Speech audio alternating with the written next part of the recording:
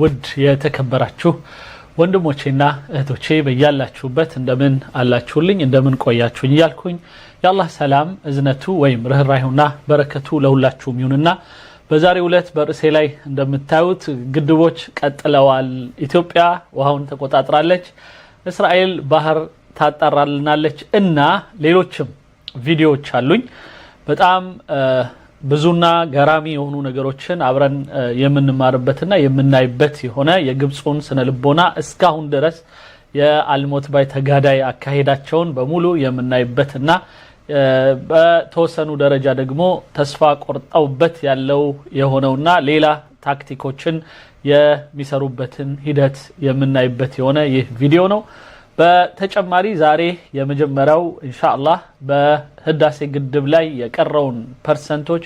ለማሟላትና እንደዚሁም የፊኒሺንግ የህዳሴ ግድብ ላይ አሻራችንን ለማሳረፍ የጎፈንድሚ ስራችንን ዛሬ እንጀምራለን በዛሬው ዕለት የጎፈንድሚውን ሊንክ ፊት ለፊት በዚህ በሚሄደው እዚህ ፊት ለፊት ባለውም ላይ አስቀምጬላችኋለሁ እንደዚሁም ደግሞ በቀጥታ አንተኑ ላይ መውሰድ ትችላላችሁ ከኮሜንት ባሩ ላይ መውሰድ ትችላላችሁ እንደዚሁም በፌስቡክ ፔጅ ላይ የምትከታተሉን ወንድሞችና እህቶቻችንም እንደዛው በኮሜንት ባር ላይ አሁኑኑ አስቀምጥላችኋለሁ እሱ ላይ ገብታችሁ ኮሜንት እንትን ምንድነው ስሙ መደጎም ትችላላችሁ እንግዲህ ከዚህ በፊት እንደተለመደው ይህንን ስራ የምንሰራው ከኢትዮጵያ የዋሽንግተን ዲሲው ኤምባሲ አምባሳደር የሆኑት አምባሳደር ጋራ ተነጋግረን ውስጥ ካሉት ሰዎችም ጋር ተነጋግረን ደብዳቤም ወስደን ነው ስለዚህ ከሰራን በኋላ ከጨረስን በኋላ ኢንሻአላህ ለክ ከዚህ በፊት እንደተለመደው የምናስረክባቸው ይሆናል በዚህና በዜል በካሻፕም እንደዛው ማስገባት ትችላላችሁ መጨረሻ ላይ ሁሉንም ቶታል ማሳወቃችሁ ይሆናል በነገራችን ላይ የመጀመሪያውን ምናልባት እንደ መክፈቻ ያደረገው ሰው በኋላ ላይ እገልጻለሁኝ አንድ ሰው ለመክፈቻ የኔ ስም ነው መጠራት ያለበት ብሎ ትላንትና በተናገርኩት መሰረት የተወሰነ ብር ልኳል እሱን መጨረሻ ላይ አውጃለሁ ወይም እናገራለሁ ለማንኛውም ዛሬ ይህንን ፕሮግራሞቻችንን በተከታታይ እስከናይ ድረስ ሁላችሁም በተቻለ መጠን ለምታቋቸው ወንድሞች እህቶቻችን እንዲደርስ ሼር ማድረግ አትርሱ እንደዚሁም ለመጀመሪያ ጊዜ ፔጃችን ላይ የገባችሁ ሰዎች ሰብስክራይብ ማድረግ እንደዛው አትርሱ ወደ መጀመሪያው ፕሮግራም አልፋለሁ የመጀመሪያውን ፕሮግራም እንደዚሁ መሐመድ ናስር የተባለ ሰው ምን እንደሚል እንስማው طب هل نظام السيسي واخد باله ان اثيوبيا بتبني سدين جداد يا عبد الفتاح السيسي መንግስት ለመሆኑ ኢትዮጵያ ሁለት ሌላ ግድብ ልትጀምር እንደሆነ ሰምቶ ይሆን ይላል واحنا قاعدين مع بعض كده እኛ እንዲህ ቁጭ ባልንበት ምንም ሳናረግ እንደው በቃ ወደ ሁለተኛ ወደ ሶስተኛ ግድብ ተገባ ማራፍሽ እኔ በፍጹም አላቅ እኔ አላምንም እንደሚባለው ማለት ነው እኔ አላምንም مش كلامي انا هي اثيوبيا بتبني سدين جداد طب والله انا اول مره في الكلام ده دلوقتي እና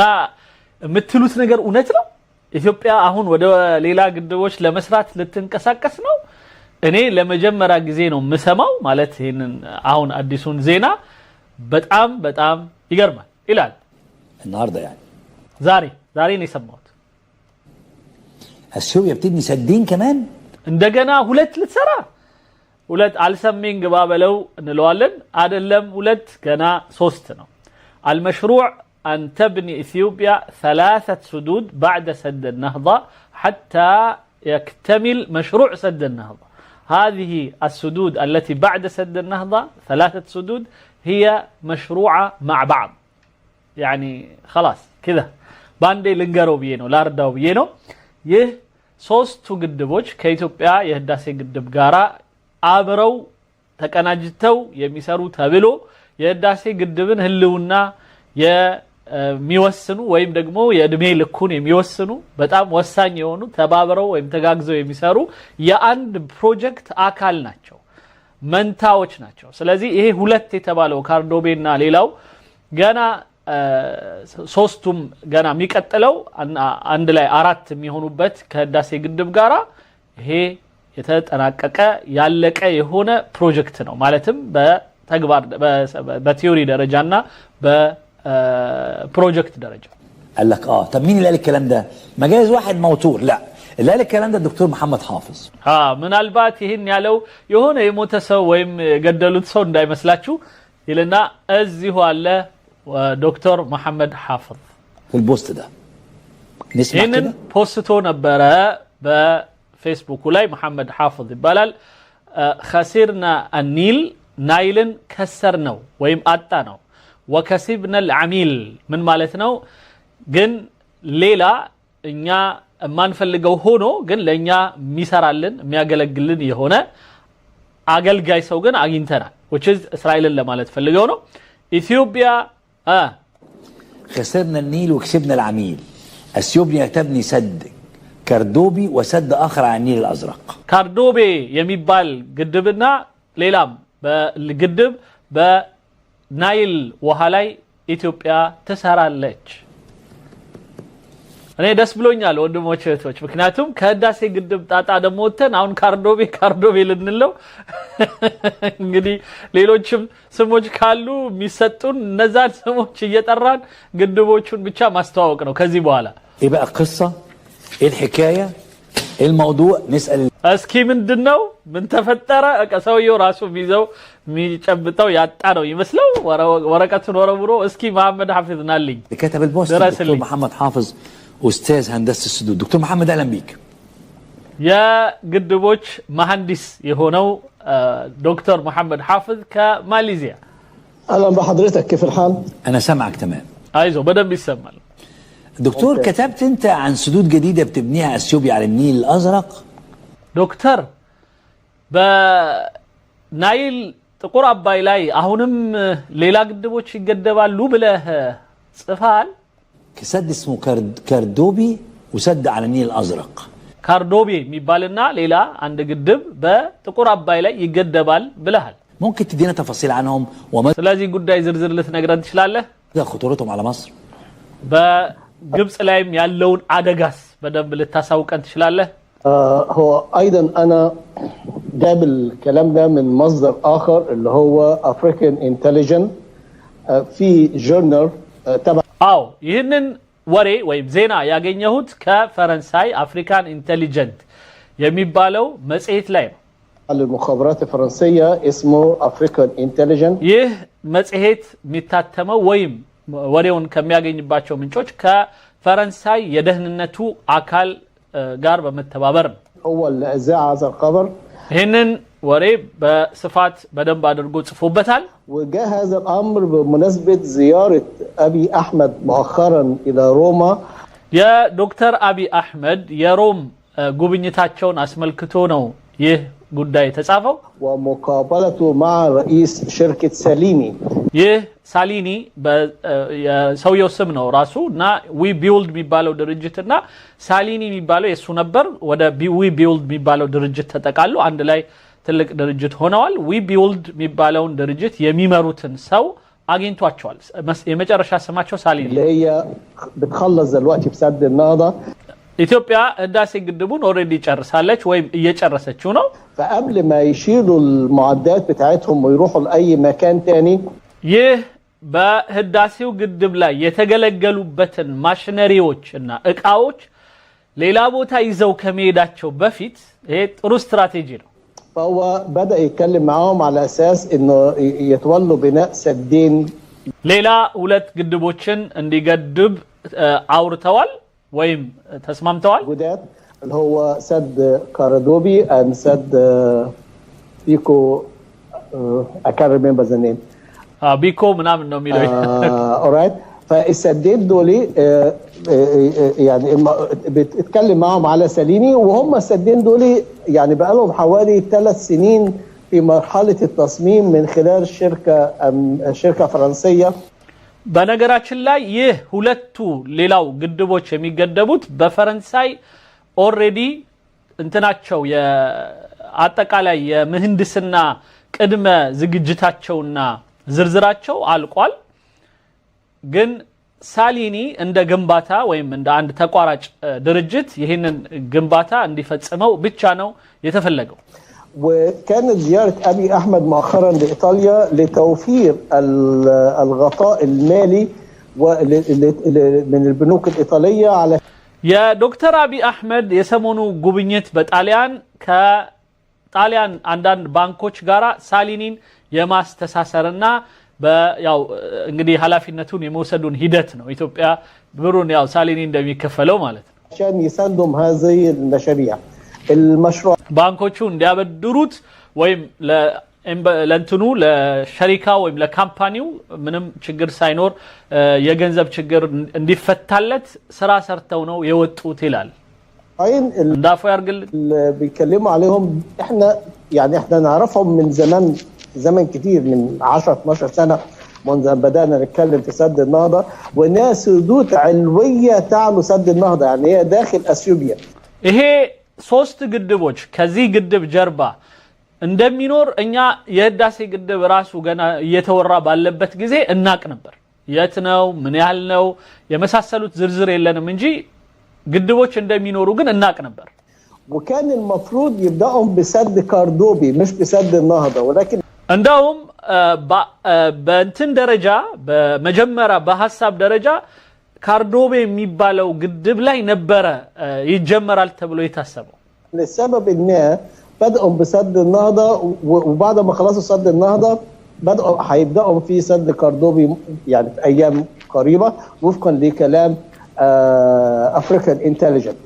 ስለዚህ አሁን ግን የህዳሴ ግድቡን መጀመሪያ አስቀደሙና እሱ ስላለቀ የሁለተኛው ፕሮጀክት ካርዶቤ ነው ካርዶቤን ከጥቂት ጊዜ በኋላ እንደሚጀምሩ ነው ይህ ጋዜጣ ወይ መጽሔት ያሳወቀው السدين دول هيشيلوا تقريبا ما يعادل حجم البحيره بتاعه سد النهضه የሁለቱ ግድቦች የህዳሴ ግድቡን የሚያክል ወይም የሚጨምር ያህል የውሃ መጠን ይይዛል እኔ ይሄንን ዝርዝር ከጻፈ በኋላ እሱ ፌስቡክ ላይ ሰዎች አስተያየት ሰጡት ነበርና ይሄም ሆኖ የአስዋን ግድብ ይበልጠዋል ምክንያቱም 74 ሲደመር 74 ቢሆን ስንት ነው የሚሆነው 74 ሲደመር 74 ቶሎ አውጡልኝ 74 ሲደመር 74 የኛ ማለት ነው ሁለት ግድብ እንኳን ቢሆን 148 ነው የሚሆነው የአስዋን ግድብ ግን 168 ቢሊዮን ሜትር ኪዩብ ነው የሚይዘው ከዛ ውጪ ያው የያዟቸው ሌሎቹ ምናምን ሳይቆጠሩ ማለት ነው وربما اكتر شويه ወይም የተወሰነ ይበልጥ ይሆናል طبعا دي هتبقى مشكله كبيره والهدف من هذه السدين هو ان هم يمنعوا من الترسيب الكبير اللي ممكن يحصل في سد النهضه ان لم يكن هناك هذان السدين ስለዚህ ዋና አላማቸው ይህ ግድብ የህዳሴው ግድብ ሌሎቹ ግድቦቹ ካልተሰሩ በስተቀር ይሄኛው የህዳሴው ግድብ የእድሜው መጠንን የሚያሳጥረው ነው የሚሆነው የውሃ ምንድነው ያፈር መጠራቀም ማለት هم السدين دول بيخدموا على سد النهضه علشان يطولوا عمر سد النهضه وده يخطر ስለዚህ የህዳሴ ግድብ እድሜ ማራዘሚያ ነው ታዲያ ችግሩ ምንድነው እኛ ላይ علينا يا دكتور محمد حجز 75 مليار او 80 مليار زياده عن اللي بيخزنوه في سد النهضه يعني በህዳሴ ግድብ ከያዙት 74 ወይም 85 ሊደርስ የሚችል ግድብ ይይዛል ወይም 75 ሊደርስ የሚችል ቢሊዮን ሜትር ኪዩብ ይይዛሉ ማለት ነው كانوا بيعملوا سد النهضه ثاني يعني ያ ማለት ሌላ ህዳሴ ግድብ ሰሩብን ማለት ነው مجموع التخزين في السدين دول ስለዚህ በሁለቱ ግድቦች የሚያዙት ሌላ ህዳሴ ግድብ የሚያክል የውሃ መጠን ነው يعاد تقريبا التخزين بتاع سد النهضه اللي هو 74 او ربما اكثر حوالي ما بين 5 ل 10 مليار ታዲያ 74 ለሁለት ይዘዋል ሚላ እስከ 10ም ሊጨምር ይችላል በአጠቃላይ 85 አካባቢ ሊደርስ ይችላል يبقى اثيوبيا بتخزن في الثلاث سدود دول قرابه حوالي 150 مليار ያ ማለት በጠቅላላው እስከ 150 ቢሊዮን ሜትር ኪዩብ ውሃ የሚሆን ይደርስ ትይዛለች ሚገርመው እነሱ እንዳልኩት 168 ቢሊዮን ይዘዋል ተፋሳሽ ሀገር ሆኖ ጠግ ላይ ያሉ ጭራ ላይ ሆኖ ይሄን ያህል መያዝ ከተፈቀደላቸው ኢትዮጵያ ዋናዋ የውሃዋ አመንጪ አገር ደግሞ ይሄንን መያዝ ምንድነው የሚደንቀው ولو اضفت عليهم الفواقد ممكن توصل لحوالي 180 مليار. طب 180 مليار بينما الفيضان بتاع النيل ይሄ ደግሞ የሚገነባው ግድብ አሁን አዲስ ስለሚሆን ውስጡ መሬት ምናምን የሚይዘውና የሚጠጣው ውሃ ስላለ ተሰሩ ቢሉታል ያ ደግሞ ሲቆጠር ምናልባትም ከ180 በላይ ይደርሳል الازرق او الكاب التدفق المتوسط للنيل الازرق كل عام في اغسطس ما بيزيدش عن اقصى 50 مليار فانت ስለዚህ በአጠቃላይ የጎርፍ ጊዜ ምናልባት በጣም ብዙ ውሃ መጣ እንኳን ሲባል ወደ 50 ቢሊዮን ሜትር ኪዩብ ነው በዚህ በኩል የሚያልፈው ኢትዮጵያ ግን ያንን በተለያየ ጊዜ ነው የምትይዘው ግን በአንዴ እንደምትይዘው አድርጎ ነው እሱ የሚያወራው ያንን የሚያክል ውሃ ልትይዝ ነው ማለት ነው لما تحجز في الخزانات دي حوالي 180 مليار يعني انت عندك قدره انك تخزن قرابه 4 فيضانات بدون ما تطلع نقطه واحده للدوله المصريه ይሄ ማለት ይላል በትንሹ አንዳንዴ አራት የሚያክሉ ትላልቅ የጎርፍ ጊዜዎችን በአንድ ጊዜ ልትይዝ ትችላለህ ማለት ነው ምክንያቱም ሁለት አመት ከሆነ ነው ግን እንደሚባለው 2 አመት ላይሆን ይችላል ግድቡ ራሱ እየተሰራ ጊዜ ስለሚወስድ የተወሰነ ልክ እንደ ህዳሴ ግድብ በጣም ትላልቅ አይሆንም ምክንያቱም የህዳሴ ግድብን ግማሽ የሚይዝና በተራራ መሃል የሚሰራ ነው የሚሆነው ስለዚህ በጣም አንደኛ ምናልባት ርዝመት ሊኖረው ይችላል ከዛ ውጪ ግን ውሃ የመያዝ አቅሙ ትንሽ ስለሚሆን በዛውም ስራውም አጠር ያለ ጊዜ ነው የሚያልቀው ግን ቢሆንም የህዳሴ ግድቡ ልክ እንደተያዘው ውሃ በአመት በጣም በተወሰነ ደረጃ ብቻ የሚያዝ ነው የሚሆነው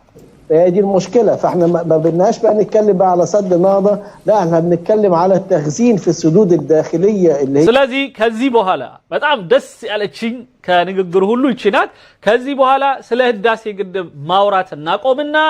ወደሚቀጥለው ግድቦች ስንት ነው የሚይዙት ምን ያህል ነው የሚይዙት በስንት ነው የሚይዙት የሚለውን ማውራት ደግሞ እንጀምራለን ይላል እሱ ራሱ ጥሩ ነው يتعلو سد النهضه واللي هي بتتسع لكميه تعادل كميه المياه المخزونه في سد النهضه او يزيد عليها ስለዚህ ምክንያቱም እናወራው አሁን ከህዳሴው ግድብ የበለጠ ውሃ ይዛሉ ወይስ እሷን የሚያክል ነው የሚይዙት ወይስ እንዴት ነው የሚይዙት ሚል ነው እናወራው ከዚህ በኋላ ስለ ህዳሴ ግድብ ማውራት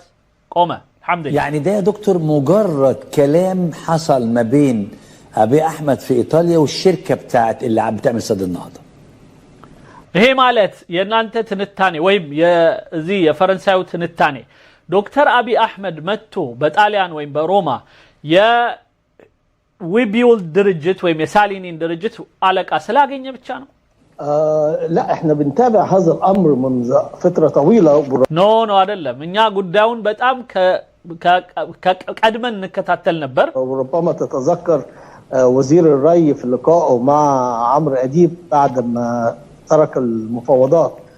ለምሳሌ የኛ ራሱ የመስኖ ሚኒስትር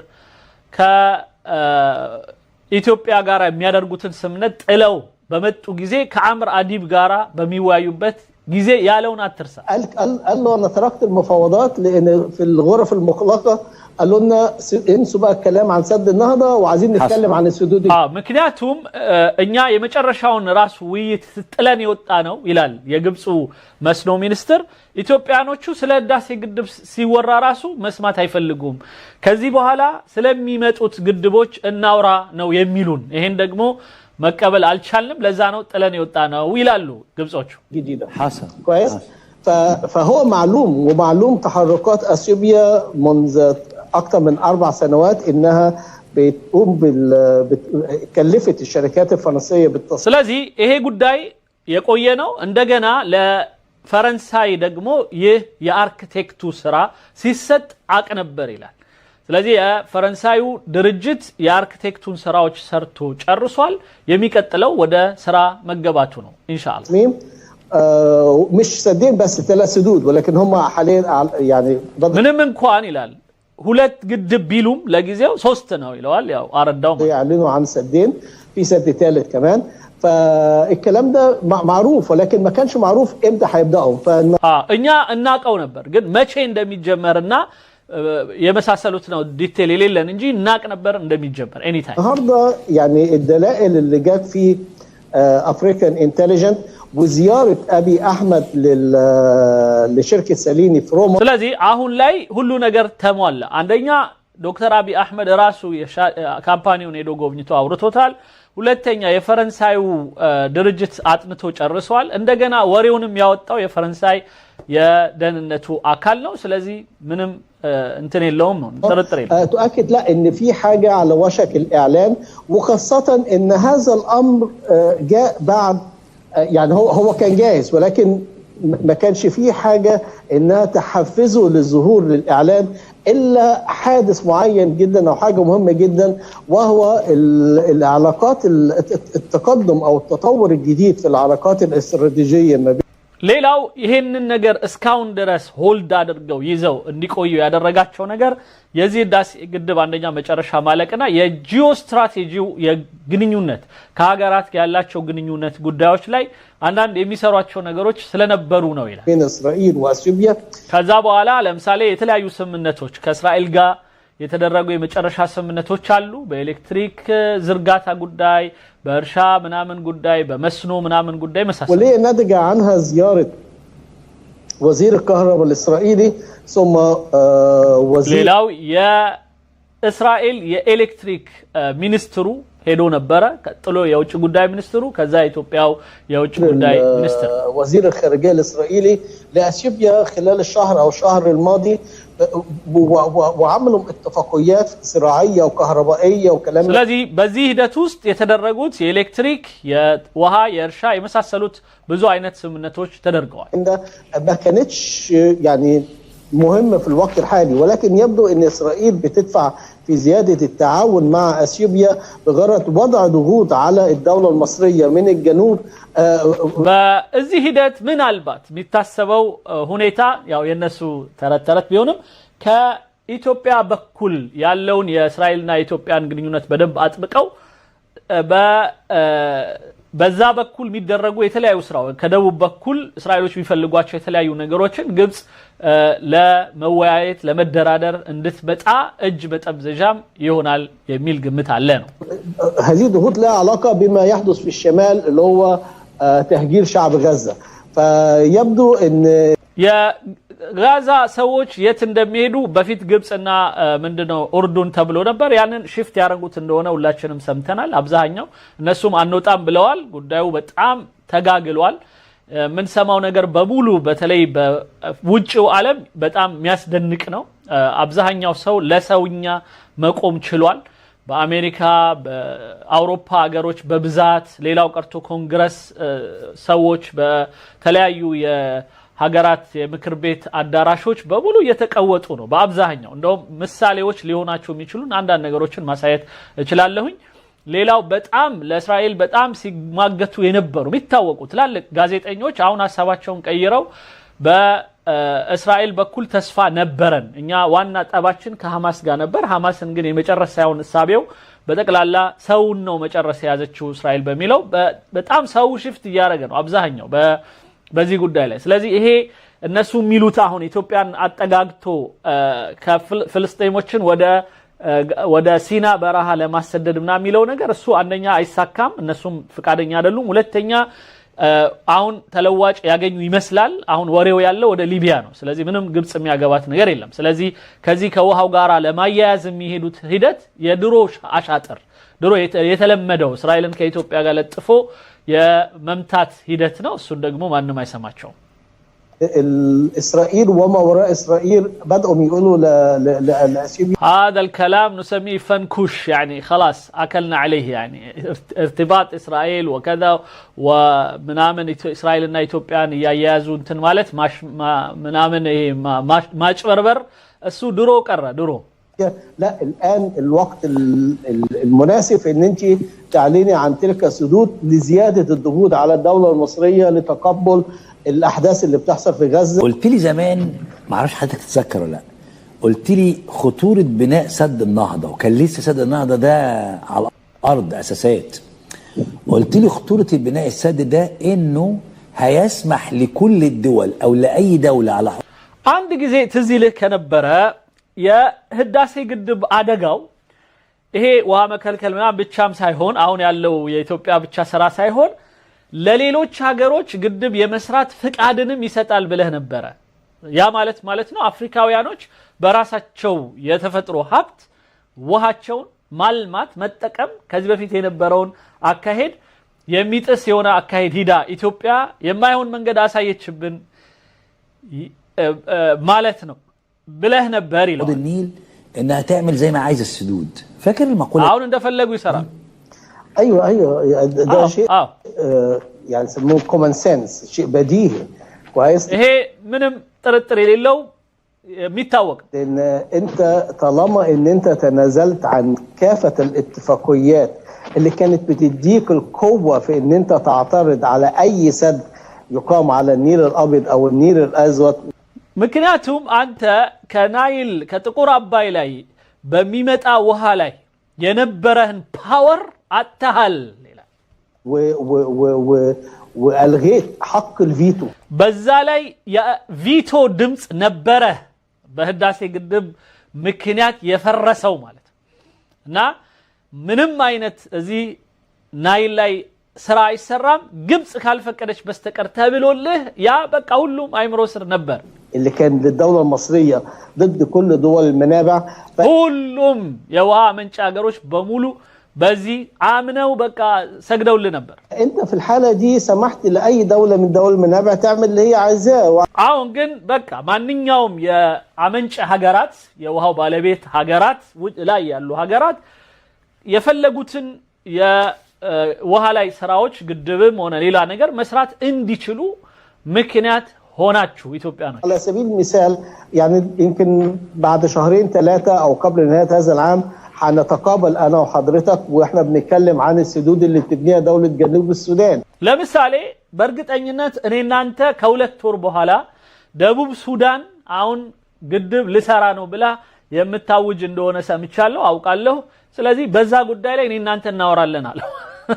በየጊዜው አንድ ሀገር ግድብ በሰራች ቁጥር ግብጾች ቁጭ ይያሉ ለምን ሰራች እንዴት ሰራች ይያሉ ስለሰው ነገር ይፈተፍታሉ مساعدة روسيا يس አሁን ይለዋል አሁን እንደገና ይለዋል አሁን ሰራች كلمت معاك المرة اللي فاتت من حوالي 4-5 اشهر قلت لك ان محمد بن زايد عضى አትርሳ መሐመድ ቢን ዛይድ ከዚህ በፊት ደቡብ ሱዳንን ለጎብኝ ብሎ የደጎማቸው ነገር አትርሳ لدولة جنوب السودان حوالي 12 مليار دولار امريكي قروض 12 بليون دولار بدر ሰጥቷቸዋል وبعدها باسبوع اعلنت جنوب السودان ከዛ በሳምንቱ ደቡብ ሱዳን የኤንቲቢን ስምምነት فرمت ويم دغمو اصدقت ببارلمان موافقتها او توقيعها على اتفاقيه عنتيبي ولذلك دخلت عنتيبي نطاق التنفيذ لان ስለዚህ አሁን ኤንቲቢ ስራ ላይ ውሏል በደቡብ ሱዳን ፍርሚያ ምክንያት دلوقتي توفر لها اكثر من النصف التعداد بتاع دول حوض النيل ምክንያቱም ከዚህ በኋላ ከግማሽ በላይ የሆኑት የናይል ላይ وهاو يا نايل بيزن هاجرات فرموا بتاع ودخلت ليه لان دخلت على اساس انها برضو تبقى واقفه موقف مشابه لموقف اثيوبيا وان يحق لها بناء السدود وفق كذي بقى دغمو كايثيوبيا غارانا እነዛ የናይል ቤዝን ሀገራት የሚባሉ የውሃ ባለቤቶች አካል ነች ሷም ውሃ ይደርሳታል በጣም በደንብ ስለዚህ ይሄ አረገረጋማ ምናምን በፊት እየጠረገች ግብጽ ልትወስደው በጆንጎሌ ስም በምናምን ስትሰራው የነበረው በሙሉ አሁን ግን ራሷ ደቡብ ሱዳን ግድብ ሰርታ ውሃውን መጠቀም ልትችል ነው ለኢትፋቂየት አንቲቢ وليس ይሄ አንቲቢ ያመጣው ጉዳይ الاتفاقيات السابقه زي اتفاقيه 1929 اللي كانت بتدي الحق لمصر ان ما فيش دوله من دول النيل الابيض انها تبني سدود ምንም አይነት ከዚህ ከግብጽ ወደዛ ያሉ ሀገራት ከሱዳን ወደዛ ያሉ ሀገራት ምንም አይነት ግድብ መገደብ አይችሉም ግብጽ ካልፈቀደች በስተቀር የሚለው ነገር ተጥሷል አሁን لا بموافقتها ولكن برضو بالنسبه للسدود الجنوب السودان لو هي في حدود 5 مليار او 7 مليار دموكو على يدوب سودان ግድብ 5 ቢሊዮን ሜትር ኪዩብ ምናምን ምክንያቱም እነሱ በለኩልህ ልክ እንድትሄድ ማለት ነውና ቢሆን ኖሮ ችግር አልነበረው ማለት ግን አይደለም مفيش مشكله ده هيبقى شيء كويس ولكن واضح من الاخبار المتسربه ان هي ነገር ግን አሁን ሚደርሰን ወሬ እዚህ ጋር ይደርሳቸዋል እዚህ ጋር ጽፏል تبني مع روسيا سدين كلاهما او كل واحد منهم بيتسع لحوالي 15 مليار لا ሁለት ግድብ ነው የምትሰራው እያንዳንዱ 15 ቢሊዮን ሜትር ኪዩብ በጠቅላላ 30 ቢሊዮን ሜትር ኪዩብ ውሃ የሚይዝ ነው የምትሰራው هنا هتبقى مشكله ይሄ ከባድ ችግር لو هي في حدود 5 او 7 مفيش مشكله 5-7 ቢሰሩ ችግር አልነበረው اكتر من كده لا هتبقى مشكله ከዛ በላይ ከሆነ ችግር يبقى اللي انت الميه اللي انت بتجيلك من النيل الابيض برضو عليها تهديد من دوله جنوب السودان ምክንያቱም ከሰሜኑ በኩል ደግሞ ከዛ ከደቡብ በዛኛው ሳይድ ደግሞ ይመጣልህን የዩጋንዳውን ውሃ ወሰዱት ማለት زي ما قلت لك مفيش حاجه بيدخل فيها محمد بن زايد ودوله الامارات سواء في اثيوبيا او في دوله ሌላው መሐመድ ቢን ዛይድ የሚባል ሰውዬ ኢማራቱ ያለበት ሰውዬ ደግሞ ሁሌ جنوب السودان الا ضد مصلحه الدوله المصريه ግብጽን የሚቃረን የሆነ ነገር የግድ ይኖርበታል ምክንያቱም እነሱ ከእስራኤል ጋር ነው የሚሰሩት ብለው ስለሚያምኑ فلذلك يعني ربما قبل نهايه هذا العام هنبدا نتكلم عن السدود في دوله جنوب السودان وتاثيرها على ስለዚህ ደቡብ ሱዳን ላይ ወሬ ማውራታችን አይቀርም عندي سؤال لحضرتك سريع بقى لان احنا دلوقتي يعني السيسي بيسعى او مصر بتسعى الى دخول تحالفات دوليه ግን እኔ የሚገርመኝ ይለዋል አብዱልፈታህ ሲሲ አሁን እየሄደ ከተለያዩ አገራት ጋር ይስማማል ይፈራረማል ምናምን ኦኬ حليه لتحليه المياه ሌላው እያደረገ ያላቸው ከሆኑት ነገሮች አንዱ ከእስራኤል ጋራ በተለይ የውሃ ማጣራት ስራዎችን እንደሚስማማ ከድሮ ጀምሮ ይታወቃል እዛም ላይ አሁን አለበት ይባላል من البحر الاحمر كما قيل يعني ከቀይ ባህር ላይ ወይም ከሜዲትራኒያን ሲ سؤالي بقى هل هذه الميه تكفي لتعويض حصه مصر ግን ከቀይ ባህር ላይ ወይም ከሜዲትራኒያን ሲ ከባህር የሚጸዳው ውሃ ለግብጽ በቂዋ ነው ትላለህ لو جت شركات بقى وحلت الميه እንግዲህ በደንብ ስራ ከተሰራበት قدمت خدمات بصرف النظر عن الخدمات تبقى يعني غاليه او لا لكن هل ده هيكفي ይበቃል እንደ ውድነቱ ምናምን እንዳለ ሆኖ حاجه المصريين الميه اوكي انا سمعت المقدمه بتاعت حضرتك من شويه وازاي ان السيسي بيأمن مستقبل الشركات اللي هتدخل هذا الامر ده اعتقادي انا ده مش مبني على معلومات لا ما انا كنت منتظر حضرتك تعرض الفيديو بتاع السيده هايدي فاروق ምን ይለዋል እኔ ራሴ ከተለያዩ መረጃዎች እኔ ራሴ ከዚህ በፊት በሰማውት ላይ ተመስርቼ ነው ይሄን ያልኩት ሲለው አይደለም ማለት ሰሞኑን ሃይዲ ፋሩቅ በነገራችን ላይ መሐመድ ሐፊዝ ሃይዲ ፋሩቅ የምትባለው ሴትዮ ባዶ ለፍላፊ ናት ስለ ህግ ታውራ እንጂ በውሃና በመናምን ጉዳይ የምታውቀው ነገር የለም ብሎ መልስ ሰጥቶባታል በሆነ ፕሮግራም ላይ ግን አሁን መጥቶ ምን ይላል ሃይዲ ፋሩቅ ምክንያቱም እሱ የሚፈልገው ነገር ስላለች ማለት ምን ይላል ሃይዲ ፋሩቅ ማለት ትላንት የተረጎምኩላችሁ ሴት ማለት ነው ያቺ ሴት ስትናገር አልሰማሃትም ወይ ምንድነው እሱ ይጨርስ لما ارسلته للاعداد ይሄንን ለአንተ አዘጋጆች ልኬዋለሁኝ ፕሮግራሙን የሷን ፕሮግራም هي بتتكلم ازاي ان المشاكل اللي عملها السيسي في النيل الابيض በናይል ላይ አብዱልፈታህ ሲሲ የፈጠረው ካያስ ወይም ችግሮች كانت بهدف ترويج لبزنس تحليه المياه የውሃ እዛ አካባቢ በቃ ግርግር ፈጥሮ ናይል በቃ ተጎዳ ምናምን ሚለው ችግር ራሱ በጣም የጎነው በእነ አብዱልፈታህ ሲሲ ሌላ ምስጢር እየነገረን ነው ቢዝነስ ለመስራት እንዲመቻቸው ነው ይላል ወታደሮቹን የራሱን ሰዎች ምናምን የውሃ ማጣራት ፕሮግራም ውስጥ ለመክተት ነው وارسلت ايضا ليك الفيديو بتاع شيمون بيريز በወቅቱ ድሮ ከናታንያው በፊት ሽምኦን ፔሬዝ የሚባለው ሰው በነበረበት ጊዜ የነበረውንም ግንኙነትና የተስማሙትን ስምምነት ይናገር የነበረው ነገር ልኬላችኋለሁ ይሄ ትላንት በተወሰነ ደረጃ ያሰማሁት ነው ዛሬ ሙሉን እንሰማዋለን በጣም አጭር ነው ግን ሙሉን እንሰማዋለን دولة إسرائيل وهو بيتكلم وبيقول أنا تكلمت مع الحكومة المصرية بتاتا يا سيسي أو يا حكومة مصرية أنا مش حاجي باسمي كدولة ስለዚህ ይሄ ሰው ሲመጣ ምንድነው ያለው በኋላ እንሰማዋለን የራሱን ንግግር የእስራኤሉ ሰው ከዚህ በኋላ ከኢትዮጵያ ጋር ያላችሁን ጠብ አቁም እኛ የባህር ውሃ ሁለት አላችሁ እናንተ ቀይ ባህር በዛ በኩል በዚህ በኩል የሜዲትራኒያን ሲ አለላችሁ ስለዚህ ባህሩን አጽድተን እንሰጣችኋለን እኛ ሞያችንን ብቃታችንን እንሰጣችኋለን ግን ጠቡን ተውት ምክንያቱም ብዙ ዋጋ ያስከፍላችኋል ብሏቸዋል إسرائيلية كما تعلم حضرتك ان الامارات بتدي السيتيزنشيب او الجنسيه لليهود او በዚህ አጋጣሚ ኢማራቶች ለእስራኤላውያን ሰዎች ምንም ችግር የለባቸውም እንትን ይሰጧቸዋል ምንድነው ይባለው ጂንሲያ ወይም ደግሞ ናሽናሊቲ ማለት ነው ፓስፖርታቸውን ይሰጧቸዋል ማንኛውም እስራኤላዊ የሆነ ሰው በኢማራት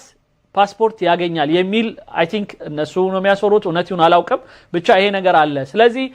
በተለይ እንደዚህ ቢዝነስ ላይ ምናምን ያሉት የተለያዩ ቦታዎች ላይ በኢማራት ስም የሚሰሩት እስራኤላውያኖች በቀጥታ እንደፈለጉ መግባት ይችላሉ ነው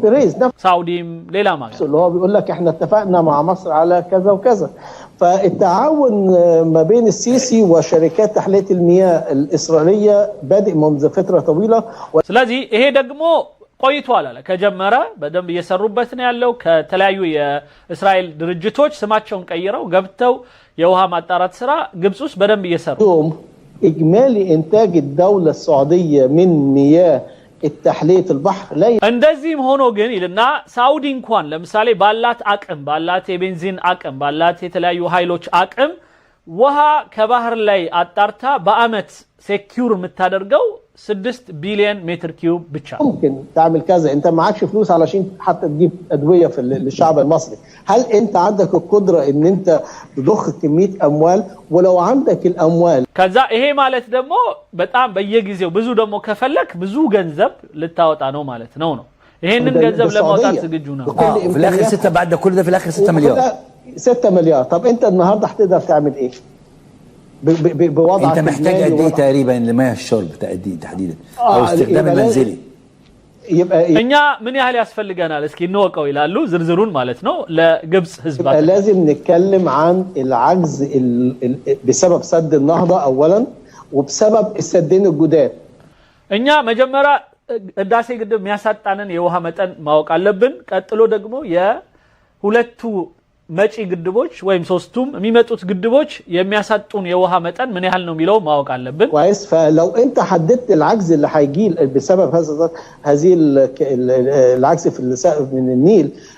ከዛ ይሄንን ካወቅ በኋላ انت يعني احنا كنا بنتكلم عن سد النهضه فقط ان ما بين 25 ل 30 مليار ለምሳሌ በህዳሴ ግድብ ምክንያት ስናወራ የነበረው 25 35 لكن لا فقدوا شيء ولا ምንም ግን ያጡት የለም ውሸታቸው ነው እስካሁን አስዋን ግድባቸው ሙሉ ነው ህዳሴ ግድብ ሙሉ ነው ስለዚህ ምንም ያው የሚሉት ነገር የተረጋገጠ ነው سد النهضه فما بالك دلوقتي سد جنوب السودان وسدين بتوع اثيوبيا يس فكل الكلام ده هتتاثر كتير قوي وزي ما قلت لك انت ما تتخدعش بالوضع المائي اللي موجود በነገራችን ላይ ወንድሞች እህቶች መሃል ማስታወስ ግድ ሊለኝ ነው በየጎፈንድሚውን እንትን ያጎበኛችሁት ሁላችሁም ገባ ያላችሁ እና ያው እዚህ ጋር እንትኑ አለላችሁ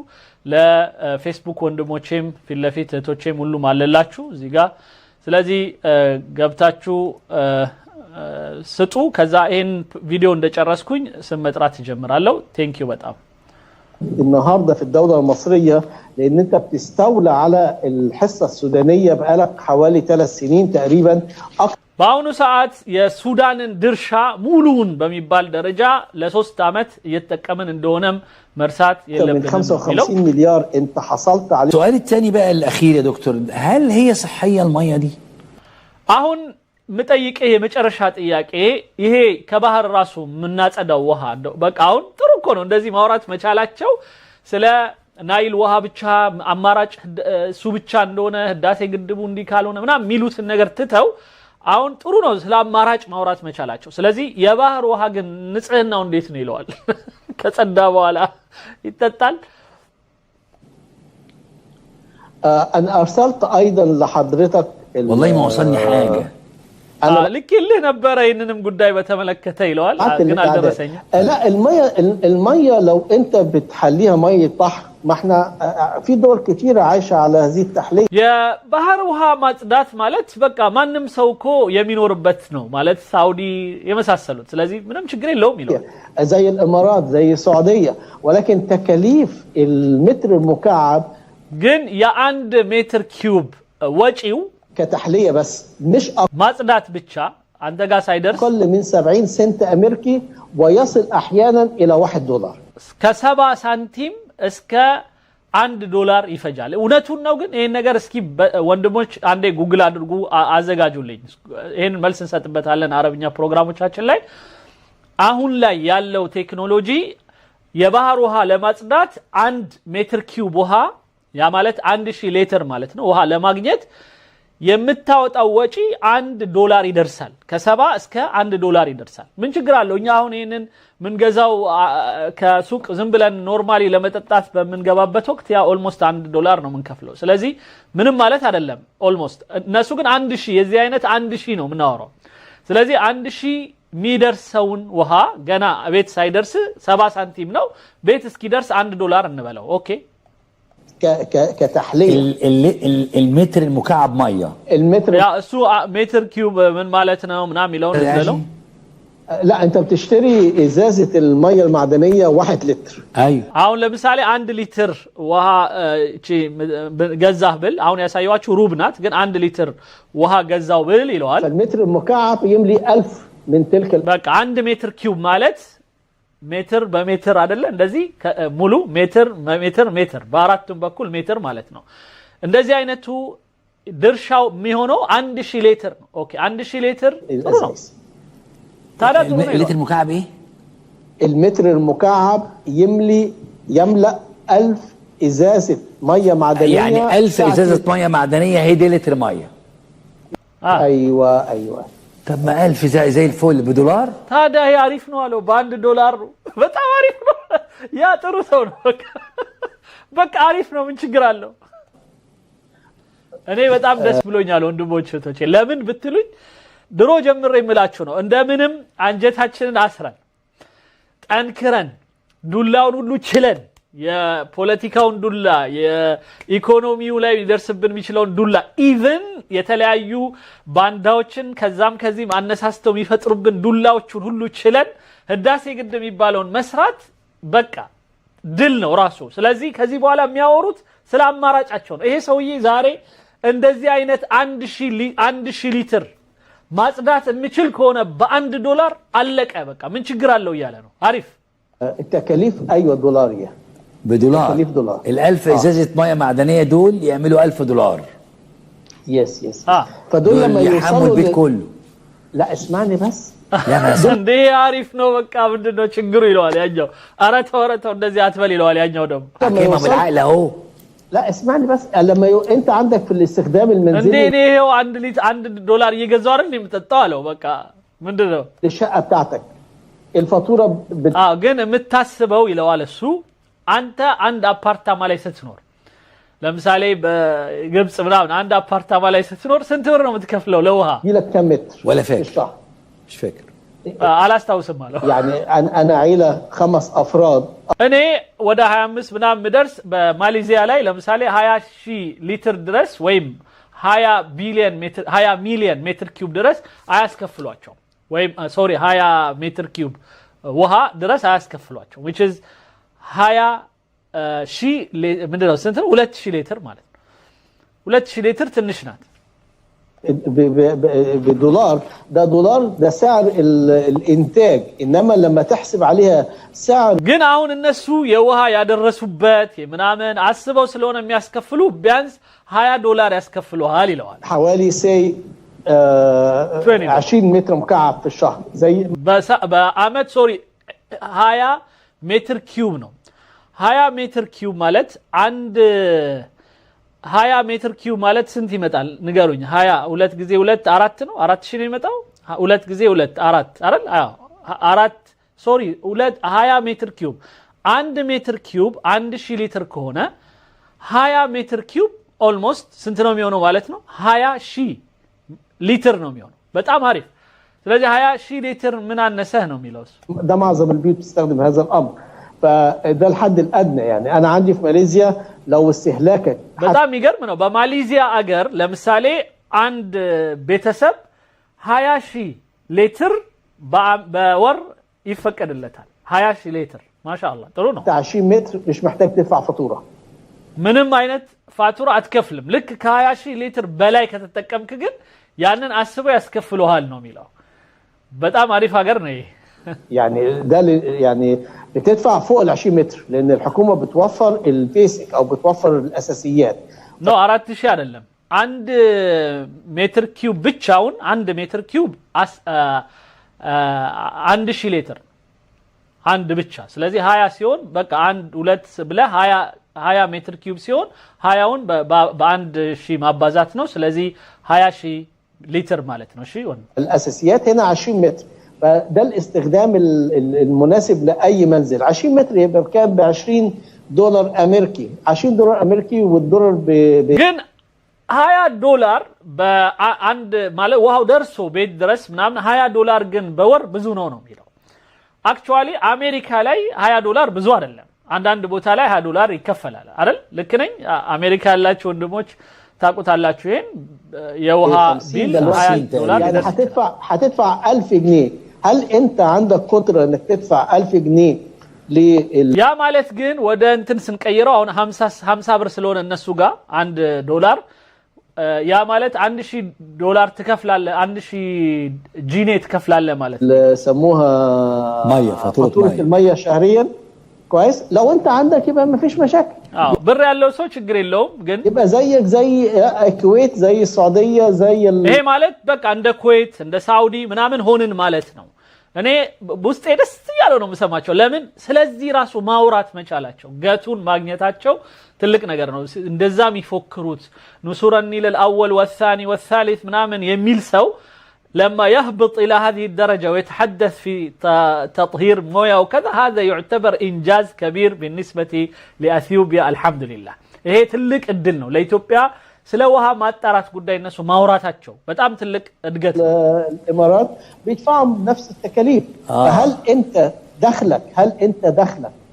كدخل المواطن الإماراتي أو الكويتي أو السعودي شجرو جين إلى الآن أمريكا سنون جابياتشنو هاينو سلزي سعودي كويت ምናምን $20 ቢከፍሉ ምንም ማለት አይደል ለነሱ $20 አይ ቲንክ 4 ድርሃም ነው ምናምን ነው ምክንያቱም በአራት ነው የምታባዛው እዛ ደግሞ ስቴድ ኩዌት ስለዚህ እንደነዚህ አይነት ሰዎች በጣም ትንሽ ነው የሚከፍሉት ማለት ነው ገቢያቸው ብዙ ስለሆነ አሜሪካም ያሉት እንደዛው ግን ኢትዮጵያ ያለ ሰው ግብጽ ያለው ሰው ይሻላል እና $20 አይበዛበትም ወይ ያሉ ነው ጥሩ ነው ማውራታቸው كده يبقى خلاص ما فيش مشكله بالنسبه للدوله المصريه ካልከበዳችሁ በቃ ካልከበዳችሁ ምን ችግር አለው በቃ ከፈሉ هي عيش على التحليه احسنت يا الدكتور محمد حافظ استاذ هندسه السدود بشكرك በጣም አመሰግናለሁ ዶክተር መሐመድ ሐፊዝ ይላል አሁን ወደ እስራኤሉ ሰውዬ ንግግር ነው የምንመጣው ወንድሞች እህቶች ታገሱ በጣም ስሙት ቆንጆ ነገር ነው تحياتي